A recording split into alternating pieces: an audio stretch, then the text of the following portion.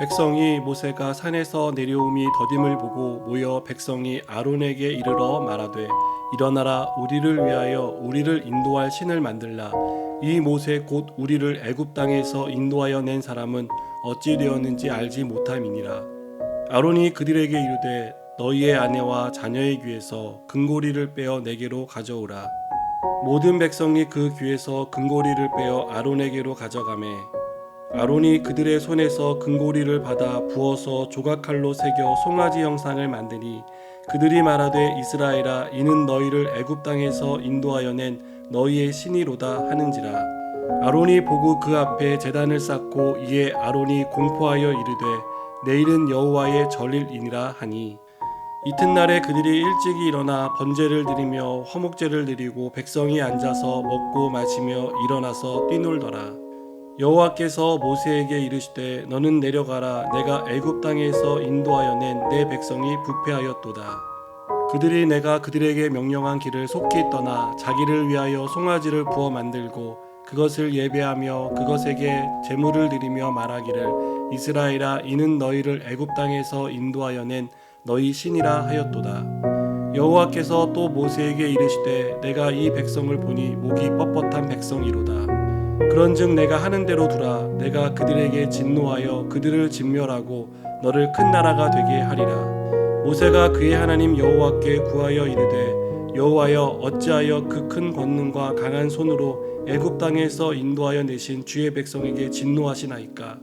어찌하여 애굽 사람들이 이르기를 여호와가 자기의 백성을 산에서 죽이고 지면에서 진멸하려는 악한 의도로 인도해 내었다고 말하게 하시려 하나이까.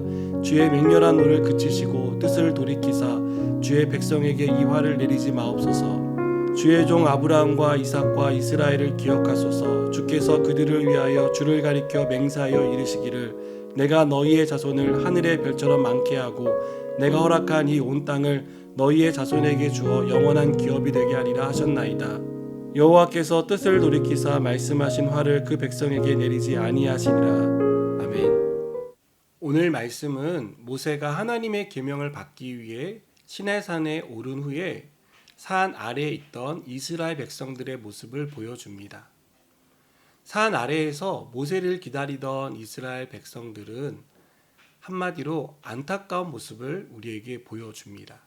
이들은 애굽을 나오는 과정에서 또 지금까지 광야 생활을 해오면서 하나님께서 베풀어 주신 많은 기적과 은혜를 경험한 사람들이었습니다.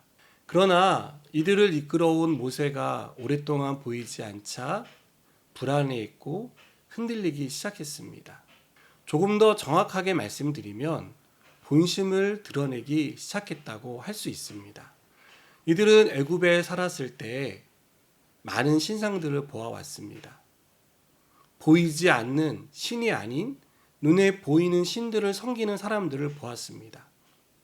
그래서 이 때를 기다렸다는 듯이 아론을 찾아가 우리를 위하여 우리를 인도해낸 신을 만들라고 요구합니다.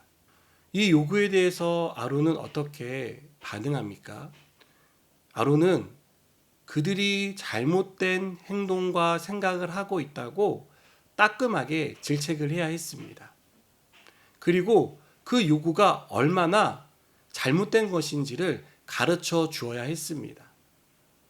하지만 아론의 반응은 우리로 하여금 안타까움을 갖게 합니다.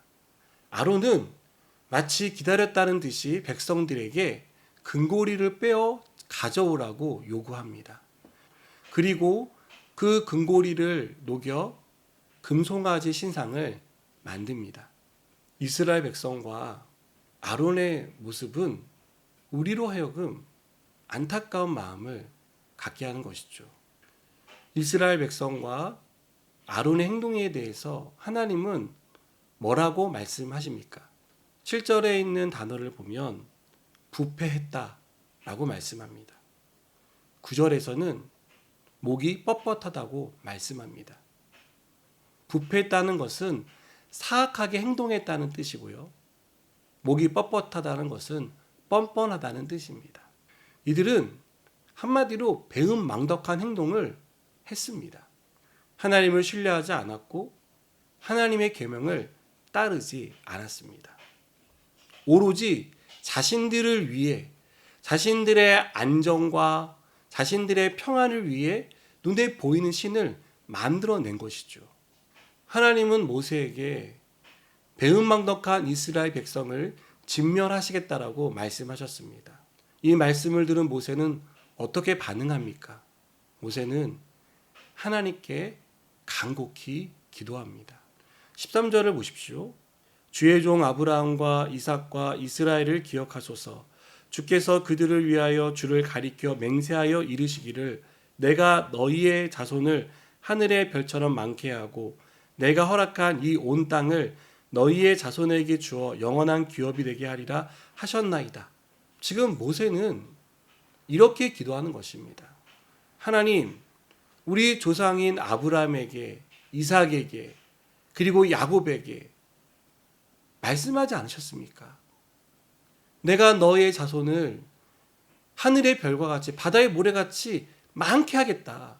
그리고 그들을 젖과 꿀이 흐르는 땅으로 인도해 주겠다라고 약속하시지 않았습니까?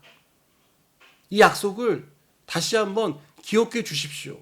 모세는 지금 이렇게 하나님께 기도했습니다. 모세의 기도에 대해서 하나님은 진멸하기로 하셨던 계획을 처리하십니다. 뜻을 돌이키신 것입니다. 모세의 기도에 응답해 주신 것이죠. 오늘 저는 우리가 이 모세와 같이 기도하는 사람이 되었으면 좋겠습니다.